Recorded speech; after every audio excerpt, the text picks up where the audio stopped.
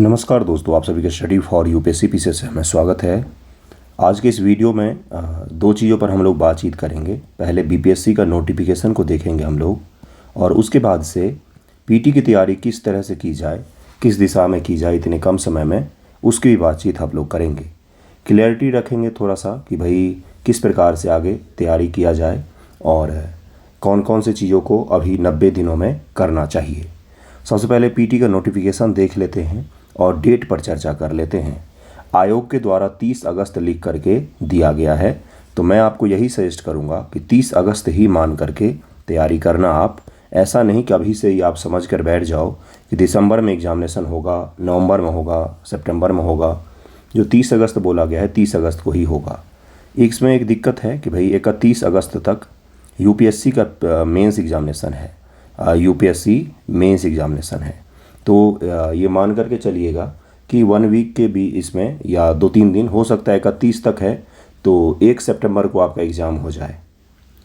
तो इस तरह से बीपीएससी कर सकती है, इसलिए मैं आपको बोलूँगा कि यही मान करके तैयारी कीजिएगा कि 30 तारीख को मेरा एग्ज़ाम है।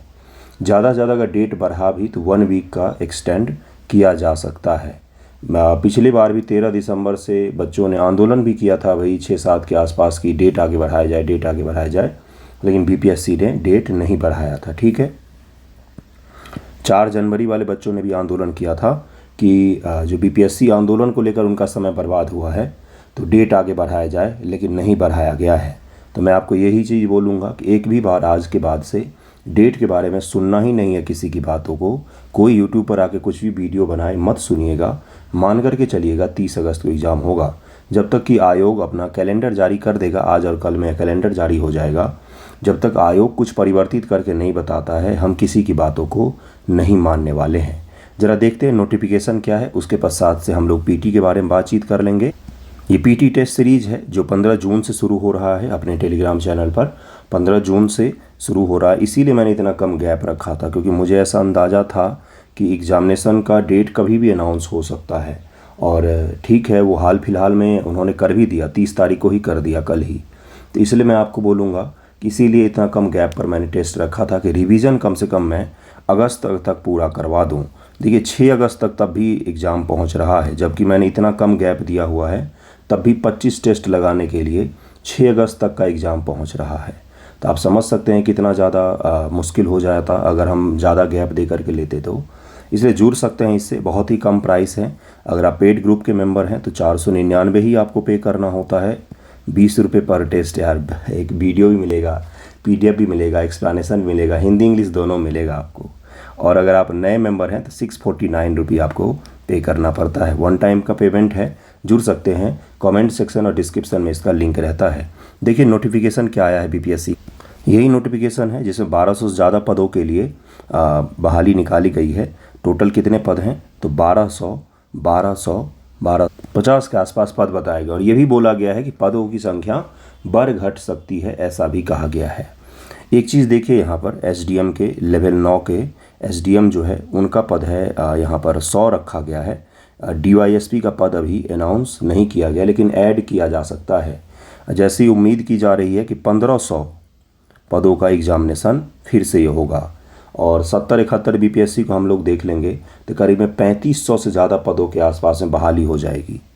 तो उसके बाद से सूखा पड़ने वाला है। 72 बीपीएससी या उसके आगे का जो बीपीएससी है उसमें सूखा पड़ने वाला है, पद कम आएंगे। एक चीज़ और यहाँ पर मैं बता दूंगा आपको कि 22 वर्ष ही रखा गया है, 21 वर्ष एक का रखा गया है। तो यानी कि लोएस्ट जो इस बार उम्र है वो 21 वर्ष है। कम उम्र आपका कम से कम 21 वर्ष तो होना ही चाहिए, 21 वर्ष होना ही चाहिए। इससे कम उम्र में आप प्रीलिम के लिए क्वालिफाई, मेंस के लिए क्वालिफाई, एग्ज़ाम देने के लिए क्वालिफाई नहीं हो पा रहे हैं। पिछली बार 20 वर्ष भी रखा गया था कम उम्र, सबसे कम उम्र 20 वर्ष रखा गया था, सबसे कम उम्र 20 वर्ष रखा गया था। आयोग ने इस बार बहुत ही चालाकी करते हुए एक लाइन डाल दिया विज्ञापन में, जो शंका खड़ा करता है कि भाई क्या करने वाली है आयोग। प्रारंभिक परीक्षा आयोजन के पूर्व अधियाची विभाग से प्राप्त होने वाले अधियाचना को शामिल किया जा सकता है। वही जो मैंने बोला है कि 1500 तक पद हो सकते हैं इसमें। खैर देखिए अगला पॉइंट देखिए, उक्त विज्ञापन के लिए भरे गए आवेदनों की संख्या के आधार पर प्रारंभिक परीक्षा 1 से अधिक पाली यानी कि 1 से अधिक सीटिंग एक से अधिक सेट में आयोजित किए जा सकते हैं। मल्टी सेट और मल्टी पाली में एग्जामिनेशन आपके कंडक्ट करवाए जा सकते हैं। अगर आयोग को ऐसा लगा कि एक पाली में हम एग्ज़ाम नहीं कंडक्ट कर पाएंगे तो 2 पालियों में या फिर 2 सेट में एग्जामिनेशन कंडक्ट करवा सकता है, ऐसा भी यहाँ पर लिख करके दिया गया है। 71वीं बीपीएससी के अधिकतम पदों के लिए आपको मान्यता प्राप्त विश्वविद्यालय से केवल ग्रेजुएशन या उसके समतुल्य आपके पास में डिग्री होना चाहिए। वित्तीय प्रशासनिक पदाधिकारी के लिए किसी मान्यता प्राप्त विश्वविद्यालय या उससे संबद्ध संस्थान से वाणिज्य, अर्थशास्त्र, गणित या सांख्यिकी में से किसी एक विषय में स्नातक की डिग्री होनी चाहिए आपके पास में। ऑनलाइन आवेदन भरते समय जो भी आप चीज़ें देंगे वो आपका पुष्टि किया जाएगा कब, तो इंटरव्यू के समय पर आपका उसका पुष्टि किया जाएगा। आरक्षण और जाति संबंधित प्रमाण पत्र आपको देना होगा।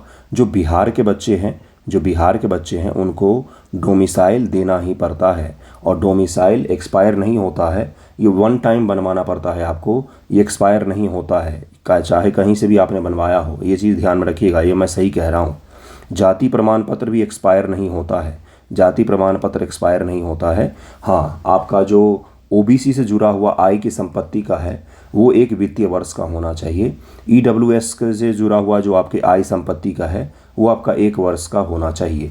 ये चीज़ ज़रूर है, बाकी चीज़ें एक्सपायर नहीं होती है। पिछले साल बीपीएससी बिहार गवर्नमेंट ने एक छोटा सा नोटिफिकेशन निकाल के बताया था कि जाति वही रहेगी जो आपका है और आवास जो है डोमिसाइल वो भी एक्सपायर नहीं होता है, ये भी ध्यान रख लीजिएगा। इसमें कुछ गलत मैं नहीं बता रहा हूँ, आप इसको फिर से जा कर के चेक भी कर सकते हैं।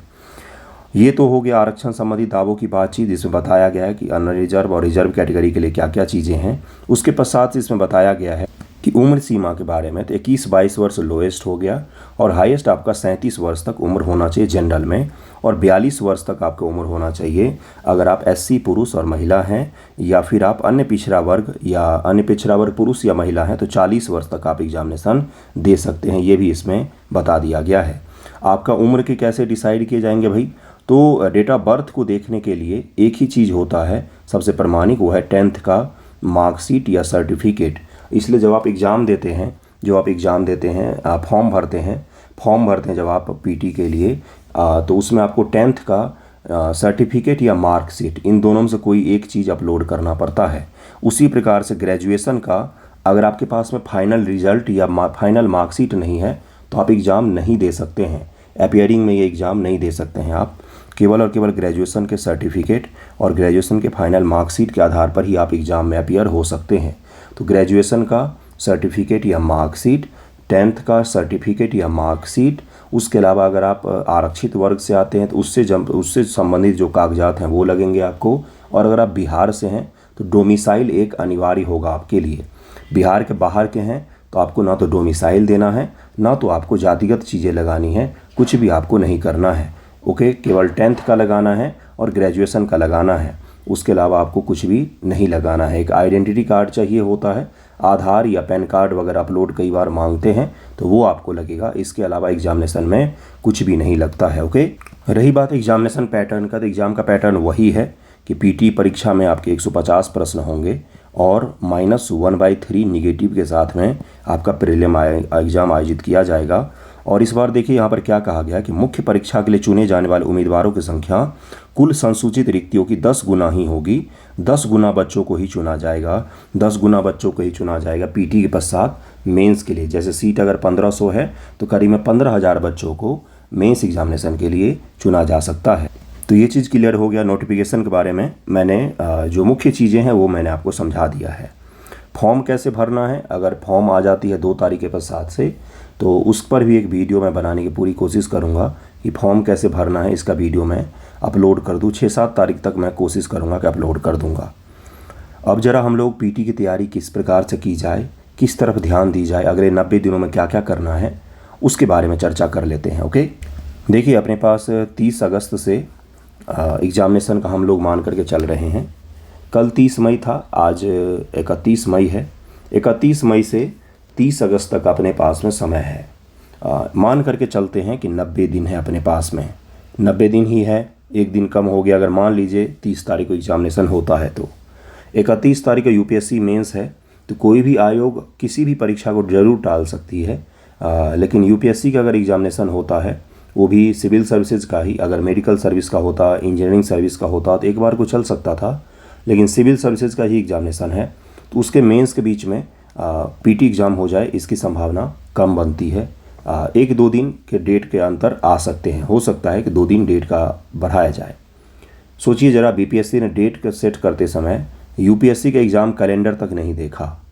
यूपीएससी के एग्ज़ाम कैलेंडर तो सब आयोग देखते होंगे कि भाई यूपीएससी से कोई एग्ज़ाम हमारा नहीं टकराना चाहिए, क्योंकि वो राष्ट्रीय स्तर का एग्ज़ाम होता है, पूरे देश में एग्ज़ाम होता है, तो उस दौरान कोई और एग्ज़ाम हो ही नहीं सकते हैं।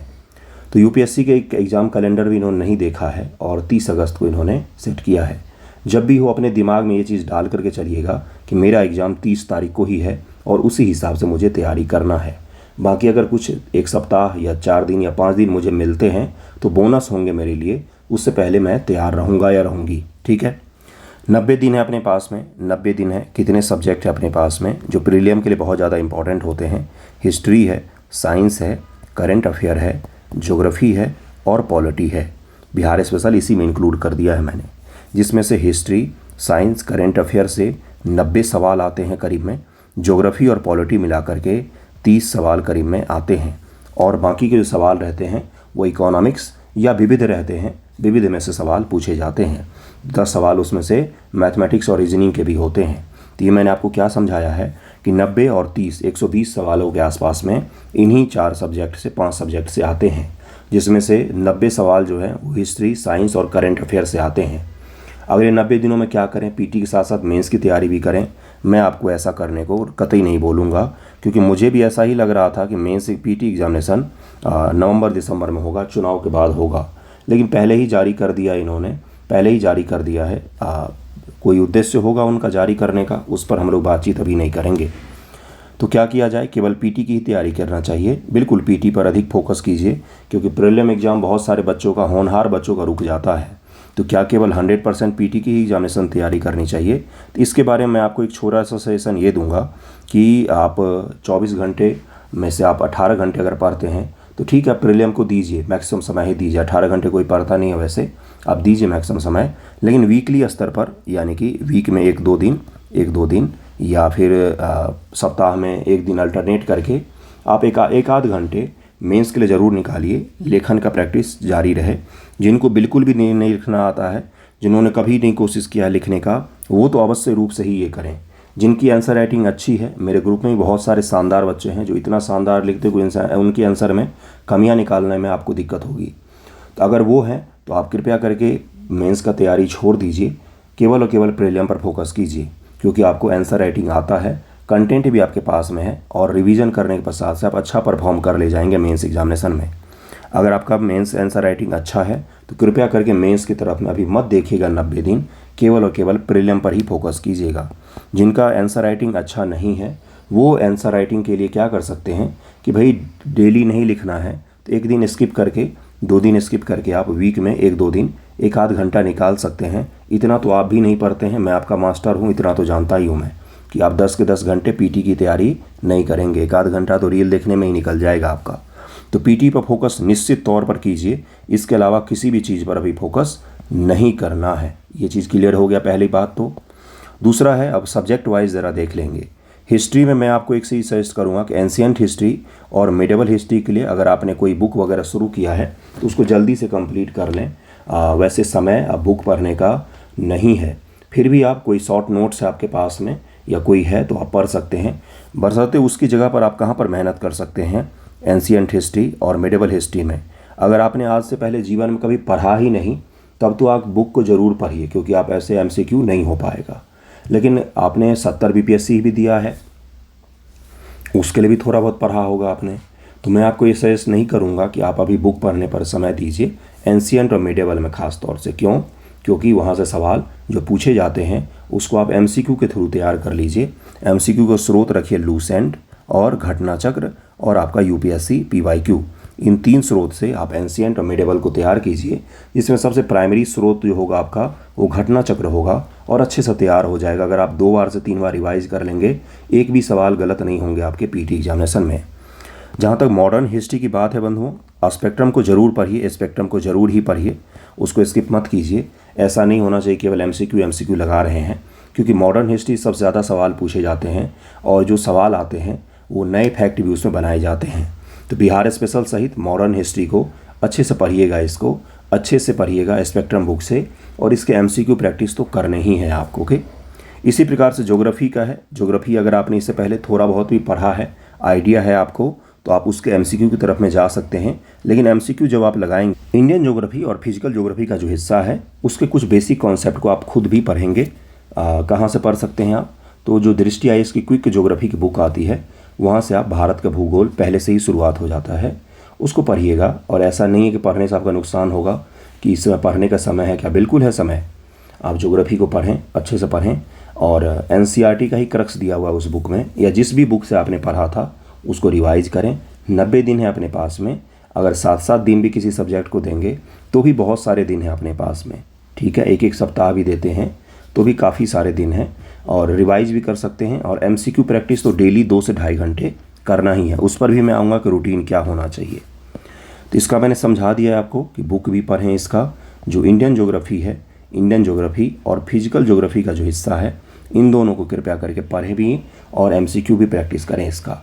वर्ल्ड ज्योग्राफी को आप केवल और केवल एमसीक्यू के थ्रू तैयार कर सकते हैं, लेकिन इंडियन ज्योग्राफी और फिजिकल ज्योग्राफी जो बहुत ही ज़्यादा इंपॉर्टेंट होते हैं, इसको आपको पढ़ना भी चाहिए। सबसे मुख्य रहा करंट अफेयर का हिस्सा, सबका सर दर्द बना हुआ रहता है, कहाँ से तैयार करें। जो न्यूज़पेपर डिस्कशन का मैं एमसीक्यू करवाऊँगा वो आपका बहुत बड़ा स्रोत होगा। दूसरा क्या हो सकता है एमसीक्यू के अलावा, जो न्यूज़पेपर डिस्कशन आएगा, अभी तो आज नहीं आ पाया है, 6 तारीख से फिर से हो जाएगा, फिर से शुरू हो जाएगा 7 तारीख से, ठीक है। तो न्यूज़पेपर डिस्कशन का जो वीडियो होगा वो बहुत बड़ा स्रोत होगा आपके लिए इसको तैयार करने के लिए। तीसरा स्रोत क्या होगा, जो आप कोई मैगजीन पढ़ रहे थे, जैसे प्रतियोगिता दर्पण पढ़ रहे थे या विजन पढ़ रहे थे, तो उसको रिवाइज करना है आपको। उसके अलावा टेस्ट सीरीज जो आप लगाएंगे उसमें जो करंट अफेयर के एमसीक्यू रहेंगे वो भी होंगे, मैं भी करवाऊँगा। बहुत सारे टेस्ट सीरीज़ के कंक्लूड करके एक ही जगह में एमसीक्यू करवा दूँगा। उसके अलावा जैसे एडुटेरिया का बिहार स्पेशल का मैगजीन आएगा, अभी ही आएगा, जून जुलाई में ही आता है, या yearly magazine, half yearly magazine भी आते हैं, उसके एमसीक्यू कर सकते हैं आप, या एडुटेरिया एसपीडी, इन दोनों में से कोई एक करना है आपको। प्रीलिम के पॉइंट ऑफ व्यू से उसमें फैक्ट्स रहते हैं। एसपीडी आप जुलाई का कीजिएगा, जुलाई महीने में जो आएगा एसपीडी आप उसको कर सकते हैं। और एडुटेरिया भी हाफ ईयरली आ जाएगा कुछ दिनों के पश्चात से, आप उसको लगा सकते हैं। क्यों वो लगाना होता है, आप कोई भी मैगजीन पढ़ रहे हैं, कोई भी करंट अफेयर पढ़ रहे हैं, उसके अगर आप एमसीक्यू कर लेते हैं ना एडुटेरिया वाले हिस्से के, तो आपका सारा करंट अफेयर का रिवीजन हो जाता है। बाकी डेली न्यूज़पेपर डिस्कशन जो एमसीक्यू मैं आपको करवाऊंगा वो आपको सबसे ज़्यादा हेल्प करेगा प्रीलिम एग्जाम में। 90 दिन है, 90 दिन में तो मैं आपको लेक्चर सीरीज़ के तहत भी पॉलिटी, ज्योग्राफी, हिस्ट्री सारा कुछ पढ़ाने वाला हूँ। ओके, अब आ जाते हैं साइंस पर में। और करंट अफेयर कब से कब तक का पढ़ना है बंधुओं, इसमें थोड़ा सा करेक्शन है, क्योंकि पहले एग्ज़ाम का अंदाज़ा था कि नवंबर में होगा, इसलिए मैं बोल रहा था बच्चों कि भाई दिसंबर से एग्जामिनेशन के लिए आप करंट अफेयर पढ़िए। लेकिन यहाँ पर आप अक्टूबर 2024 से 10 अगस्त 2025 तक का करंट अफेयर पढ़ सकते हैं। 10 अगस्त 25 तक का करंट अफेयर पढ़ना है अक्टूबर 2024 से। क्या इसमें हेडेक है क्या? कुछ बिल्कुल भी नहीं है। आपने 70 बीपीएससी के लिए नवंबर तक का करंट अफेयर ऑलरेडी पढ़ा हुआ है, क्योंकि ये एग्जामिनेशन दिसंबर में हुआ है, जनवरी में हुआ है, तो आपका अक्टूबर और नवंबर का करंट अफेयर तैयार है, बस आपको उसको रिवाइज़ करना है। बाकी ज़्यादा फोकस जो करना है करंट अफेयर पर वो दिसंबर से ही करना है। दिसंबर से अगस्त तक का करंट अफेयर जो है 10 अगस्त तक का, वो आपको अधिक फोकस करके जाना है एग्जामिनेशन में। उससे पहले के करंट को भी छोड़ना नहीं है, क्योंकि एक आध सवाल भी अगर आ गए तो वो भी हमारे गलत नहीं होने चाहिए। साइंस के लिए क्या क्या कर सकते हैं, तो परीक्षा वाणी की साइंस की किताब आती है, परीक्षा वाणी की किताब आती है, आप उसको पढ़ सकते हैं साइंस के लिए। क्योंकि अभी मैं एनसीईआरटी पढ़ने का आपको नहीं बोलूँगा, क्योंकि टाइम टेकिंग हो जाएगा। अगर आपने पढ़ना शुरू कर दिया है तब तो आप फिर ना छोड़ें, फिर उसको कंप्लीट कर लें टारगेट बना करके अगले 10-15 दिनों में, और अच्छे से पढ़ें ताकि वहाँ से सवाल जब आते हैं तो आपके गलत ना हो। लेकिन परीक्षा वाणी की किताब जो है वो कंक्लूड किया हुआ एक ही जगह पूरे एनसीईआरटी का उन्होंने, तो वहाँ से आप साइंस का कर सकते हैं। एमसीक्यू का पहला स्रोत इसका भी वही रखिएगा, घटना चक्र से सबसे पहला स्रोत रखिएगा इसका, घटना चक्र। उसके बाद से लूसेंट साइंस का अवश्य ही लगाना है। उसके अलावा टेस्ट सीरीज जो आप लगाएंगे वहाँ पर भी आपको साइंस के एमसीक्यू मिल जाएंगे। एमसीक्यू ज़्यादा करने से ज़्यादा अच्छा होता है कि किस प्रकार से किया जाए, कहाँ से किया जाए और उसको बार बार रिवाइज़ किया जाए। ओके, अब हम लोग बिहार स्पेशल की तरफ में आएंगे। बिहार स्पेशल के मैक्सिमम चीज़ें आपके प्रीवियस ईयर क्वेश्चन से तैयार हो जाएंगे, इसके लिए एक्स्ट्रा एफर्ट मत लगाइएगा। ज्योग्राफी और मॉडर्न एंशियंट, मेडिवल और मॉडर्न हिस्ट्री बिहार का, और उसके साथ में आपको क्या पढ़ना है, ज्योग्राफी। ये 2 सेक्शन होंगे जहाँ से आपके बिहार स्पेशल के 99% सवाल पूछे जाते हैं। पॉलिटी वगैरह से सवाल कभी कभार पूछा जाता है। बिहार स्पेशल करंट से ज़रूर पूछा जाता है, जिसमें इकोनॉमिक सर्वे और बजट होगा, जो मेरी जिम्मेदारी होगी कंप्लीट करवाना। तो PYQ अगर आप बिहार स्पेशल का एक घटना चक्र की अलग से बुक आती है, BPSC की PYQ, ठीक है, तो वो अगर आपके पास में है, उसको जेन्युइन तरीके से, बिल्कुल ऑनेस्ट तरीके से, ईमानदारी से उसको आप लगाइए। एक भी सवाल उसके बाहर नहीं पूछा जाएगा, नॉट अ सिंगल क्वेश्चन। हाँ, कुछ फैक्ट तो आपको सरप्राइज करेगा ही, क्योंकि सिविल सर्विसेज का एग्जामिनेशन है, तो वो सवाल स्किप करने के लिए होते हैं, छोड़ने के लिए होते हैं। इसलिए बिहार स्पेशल को आप PYQ से तैयार कीजिए, और अगर पढ़ना हो तो मॉडर्न हिस्ट्री और ज्योग्राफी को पढ़ेंगे, जिसमें मैं भी आपको मदद करूँगा, मैं भी पढ़ाऊँगा। ओके, करंट अफेयर का मैंने आपको समझा ही दिया कि अक्टूबर से अगस्त 10 तक का आप करंट अफेयर पढ़ें। इसमें ज़्यादा ध्यान जो है वो दिसंबर जनवरी से लेकर के आप अगस्त तक पर दे सकते हैं। लास्ट 6 मंथ का जो करंट अफेयर होता है, 6 से 7 मंथ का, वहीं से सबसे ज़्यादा सवाल पूछे जाते हैं। सोर्स करंट अफेयर MCQ का क्या क्या होगा वो मैंने आपको पहले ही समझा दिया है। SPD के लिए मैंने आपको बोला है, अगर आपको पढ़ना हो, SPD के MCQ लगाने हो, तो आप जुलाई 25 का जो SPD आएगा, जुलाई 25 का आएगा, उसको आप लगा सकते हैं। वो सबसे सही रहता है, क्योंकि अगस्त में तो आपको समय ही नहीं रहेगा, और अगर अगस्त महीने में समय मिल जाएगा तो मैं भी आपको सारा MCQ करवा दूंगा। एडिटोरिया 6 मंथ वाला आएगा, जिसमें 1 लाइनर MCQ रहते हैं, तो वो भी आपको हेल्प करेगा। उसके साथ में आपको बिहार स्पेशल के लिए एक कोई बुक, जैसे SPD बिहार स्पेशल आती है या एडिटोरिया बिहार स्पेशल आती है, तो मैं भी उसको करवा दूंगा। बिहार स्पेशल का करंट मैं भी करवा दूंगा। ओके, प्रैक्टिस कितने घंटे करने हैं, तो देखिए मैं आपको एक चीज़ समझाता हूँ। अगर 8 से 9 घंटे आप पढ़ रहे हैं, 10 आवर भी जा रहा है, तो 2 से 3 घंटे, 4 घंटे तक आप प्रैक्टिस करेंगे मैक्सिमम। 4 घंटा कब जाएगा, ये 4 घंटा का समय जाएगा जुलाई में जाएगा 4 घंटा तक का समय प्रैक्टिस के लिए। बाकी अभी 2-3 घंटे प्रैक्टिस कीजिए, और पढ़ने पर अधिक ध्यान दीजिएगा। जितना ज़्यादा आप सब्जेक्ट को पढ़ेंगे, प्रैक्टिस में उतना ही कम समय आपको लगेगा, मार्क्स आपके उतने ही ज़्यादा आएंगे। टेस्ट सीरीज जो है वो मेरा भी होगा, और बाकी कहीं से भी लगा रहे हैं आप, कोई भी MCQ लगा रहे हैं, स्रोत क्या क्या हो सकता है, घटना चक्र, UPSC PYQ। क्यों? क्योंकि 69th जैसा अगर पूछ ले तो हमारे पास UPSC PYQ किया हुआ रहेगा। BPSC PYQ है, BPSC PYQ करे हैं। लूसेंट इस बार नहीं छोड़ना है, किस किस सब्जेक्ट का, तो ज्योग्राफी का, साइंस का, एंशियंट और मेडिवल हिस्ट्री का, बस इसी का लूसेंट लगाना है। ऐसा नहीं कि पॉलिटी के बैठ कर लूसेंट लगा करके समय बर्बाद कर रहे हैं। पॉलिटी के सवाल लूसेंट लेवल के नहीं पूछे जाते हैं, घटना चक्र के लेवल के पूछे जाते हैं, और वहीं से आपके सवाल सॉल्व हो जाते हैं। एक्स्ट्रा एफर्ट लगाना है तो साइंस को 4 बार रिवाइज कर लीजिए, ज्योग्राफी को 4 बार रिवाइज कर लीजिए, और मेडिवल एंशियंट हिस्ट्री को कर लीजिए। मॉडर्न हिस्ट्री, पॉलिटी, इन सब पर समय बर्बाद नहीं करना है लूसेंट लगा करके। घटना चक्र से ही आपका पूरा हो सकता है। प्लस टेस्ट सीरीज होगा, जो मैं भी करवाऊँगा, और कहीं से भी आप करेंगे तो उसको 3 बार रिवाइज करना होता है। किसी भी टेस्ट को 3 बार रिवाइज करना होता है, तब जाकर उसके सारे क्वेश्चंस आपको याद हो जाते हैं। पहली बार तो जो आप करेंगे वही होगा, दूसरी बार उसको रिवाइज करना होता है, और तीसरी बार फिर से रिवाइज करना होता है। जेन्युइन तरीके से अगर आपने 30-40 टेस्ट को 3 बार रिवाइज करके लगा लिया, तो मैं आपकी PT की गारंटी ले लूँगा कि 30-40 टेस्ट जहाँ से भी आपने लगाए हैं अलग अलग कोचिंग के, अगर आपने उनको 3 बार रिवाइज किया जेन्युइन तरीके से, बिल्कुल सही तरीके से, और पढ़ के टेस्ट दिया है आपने, तो आपका PT कोई नहीं रोकेगा। लेकिन 3 बार रिवीजन कौन करे भाई? जो भी आप MCQ लगाते हैं उसके साथ एक छोटा सा काम करना है, और ये वो काम है जिसके बदौलत पिछले बार 100 से ज़्यादा बच्चों ने, मेरे पढ़ाए हुए स्टूडेंट्स ने PT क्वालिफाई किया है। क्या करना है? अभी से अगर एक भी MCQ प्रैक्टिस करने बैठते हैं तो बगल में एक कॉपी किताब लेकर के बैठना है, जिसमें जो इम्पॉर्टेंट MCQ दिख रहा है या इम्पॉर्टेंट फैक्ट जो आपको नहीं आ रहे थे, उसको अलग से नोट डाउन करते जाना है, अलग से पैरेलल रूप में नोट डाउन करने जाना है। एक ही पेज पर एक ही कॉपी में सारे सब्जेक्ट के फैक्ट्स नोट डाउन करने हैं। आप MCQ लगाने बैठते हैं, टेस्ट लगाने बैठते हैं, लूसेंट लगाने बैठते हैं, घटना चक्र लगाने बैठते हैं, कुछ MCQ आपको आ रहे होंगे, कुछ फैक्ट्स ऐसे होंगे जो आपको नहीं आ रहे होंगे, उसको अलग से नोट डाउन करते जाइए। लास्ट के जो एग्जामिनेशन से पहले के 10 दिन होंगे, 15 दिन होंगे, 15 अगस्त से 30 अगस्त के बीच का जो समय होगा, इसमें आपको सबसे ज़्यादा मदद करेगा ये नोट MCQ। इसलिए MCQ का नोट्स अवश्य रूप से बनाएं, बहुत ज़्यादा मदद करेगा ये, आपको बहुत ज़्यादा मदद करेगा। एक बार रिवाइज कर लेते क्या क्या चीज़ें हैं। ये 15 जून से शुरू हो रहा है ग्रुप, आप ऐड हो सकते हैं, जिसमें आपको PDF मिलेगा, फिर 2 घंटे के बाद एक्सप्लेनेशन मिल जाएगा आपको, और वीडियो भी मिल जाएगा, हिंदी इंग्लिश दोनों में। ओके, देखिए क्या क्या चीज़ें मैंने आपको समझाया है कि 90 दिन है अपने पास में। PT पर फोकस रखिएगा। अगर आपको बिल्कुल भी लिखना नहीं आता है तो मैं आपको ये चीज़ बोलूँगा और ज़ोर दे करके बोलूँगा कि सप्ताह में 2-3 आंसर आप लिखिए, क्योंकि मेंस के बाद, PT के बाद अगर आप क्वालिफाई हो जाते हैं तो आपके लिए विपत्ति आ जाती है कि भाई अब मेंस कैसे होगा। वो वाला सिचुएशन नहीं होना चाहिए। तो अगर आपको लिखना आता है तो कृपया करके स्किप कर दें, मत लिखें, क्योंकि आपको आवश्यकता नहीं है, PT पर ध्यान देने की आवश्यकता है आपको। ओके, हिस्ट्री के बारे में मैंने आपको समझा दिया कि भाई किस प्रकार से तैयार करना है। ज्योग्राफी के बारे में मैंने आपको समझाया है कि कहाँ से तैयार करना है। Current affair, science, Bihar special, हर चीज़ के बारे में मैंने आपको बताया है। कितने घंटे तक पढ़ सकते हैं, देखिए अगर आपके अंदर जुनून होगा तो मिनिमम 10 से 12 घंटे तक आप पढ़िएगा।